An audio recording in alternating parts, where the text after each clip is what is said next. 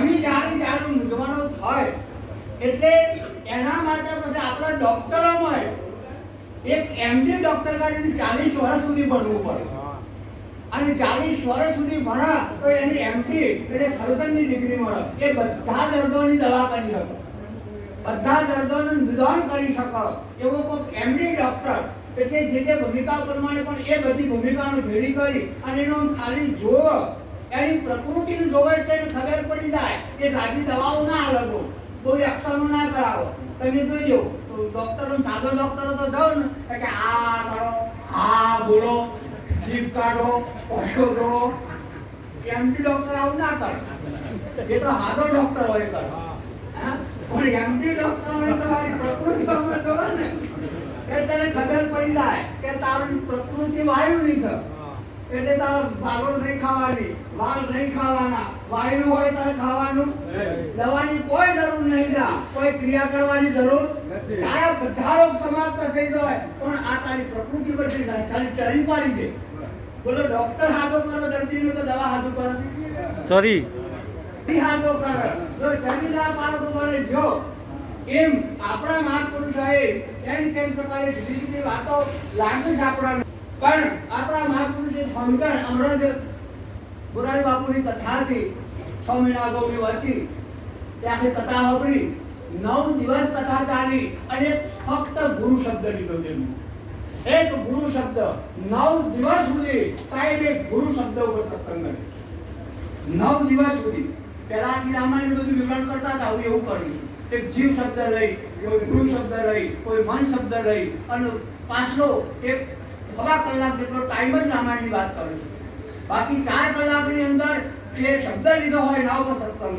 એટલે આવા મહાપુરુષો એક એક શબ્દમાં હસ્તર કરતા કરીને આપણને સમજાવું, આપણને દિશા બતાવું, બરાબર છે. એટલે જેટલી જુદી જુદી વાતો પ્રતિભાસ થાય છે એવી વાતો ના જ હોય અને બધાની વાત માન્ય થાય અને નક્કી થાય, કોઈનું ધ્યાન બેહ એવી વાત થાય તો આ જીવનનો લાવણ સાહેબ ભજન સત્સંગમાં જાય વાત નક્કી થાય. એ કોમ તો વાતો તમે તો શિક્ષકો બધા લડ્યા, શિક્ષકો કોઈ વાતનું ખોટી પાડી બસ્તીઓને ભણાવવાથી જ કોમ છે, બીજી વાતોથી કોમ છે. એટલે આપણે એ બસ એક નિર્ણય અને કેપેસિટી વગરની વાત, કેપેસિટી વગરનો શબ્દ સાહેબ સભામાં તમે ઉપસ્થિત કરો નહીં મેળા. તમે જોજો કેપેસિટી તમારી કેપેસિટી ના હોય એવો શબ્દ બોલો અને કોકની વાત કરીને કોક કરો તોય મજા નહીં આવે. તમારા અનુભવ, તમને જેટલો અનુભવ છે એવી વાત કરો તો તમને બહુ મજા આવશે, બોલવાની મજા આવશે, ખબરવાની મજા આવશે. એક શેઠના તો એક ભાઈ નોકર હતો એટલે નોકરને પછી પોતું કરતો હતો બેઠો બેઠો અને ના શેઠ પલડીને આવ્યા. આ બરાબર ચોમાસું પલડીને આવ્યા કાઢ્યો ફફડતા હતા એટલે ચા બનાવી એના ઘરવાળાએ ચા બનાવી પેલાનું શેઠને પાઈ, શેઠ ખુશ થઈ ગયા, આજના ચા બનાવી ખુશ થઈ ગયા. એટલે એને કીધું કે ડાર્લિંગ મસ્ત ચા બનાવી. ડાર્લિંગ નો શું કામ ખબર નહીં નો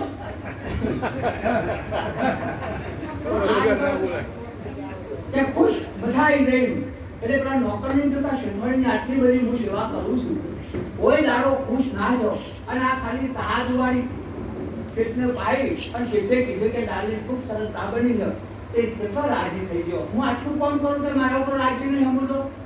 એટલે બીજા દાડે શેઠ નતા શેઠવાડીને પાછી ચા બનાવી નોકરની આવી. એ નોકરે સોફા પર બેઠા બેઠા કીધું પછી કીધું રે કે ડાર્લિંગ ચા મસ્ત બનાવી છે.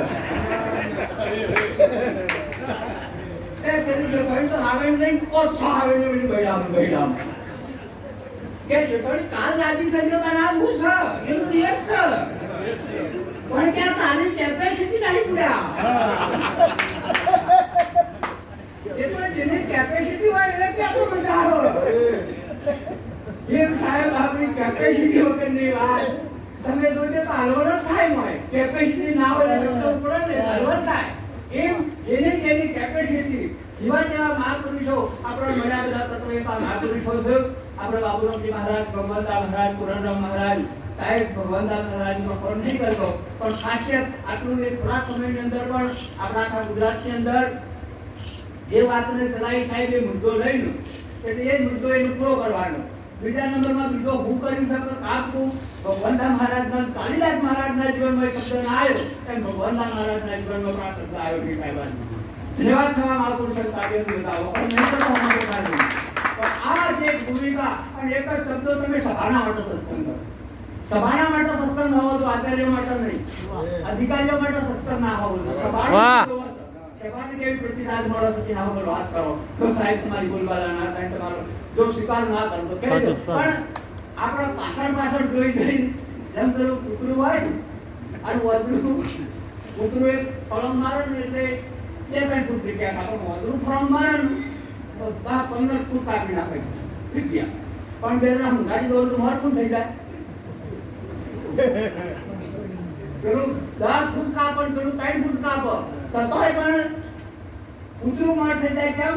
વધુ દોડણ પાછું પૂંજવા દોડણ પૂંજવા આમ કેડી રહી જાય પાછળ જો એમ રહી ગયા. હા એટલે પેલા કે શા થઈ ગયા છે, શા થઈ ગયા જબરદસ્ત કાઢવા મારે પેલા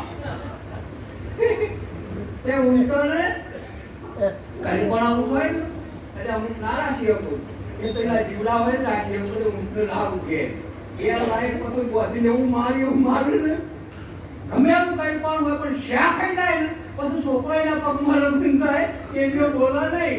પણ શા ખાઈ ગયું હોય શું કરે એમ ઘરના બી રાયેલા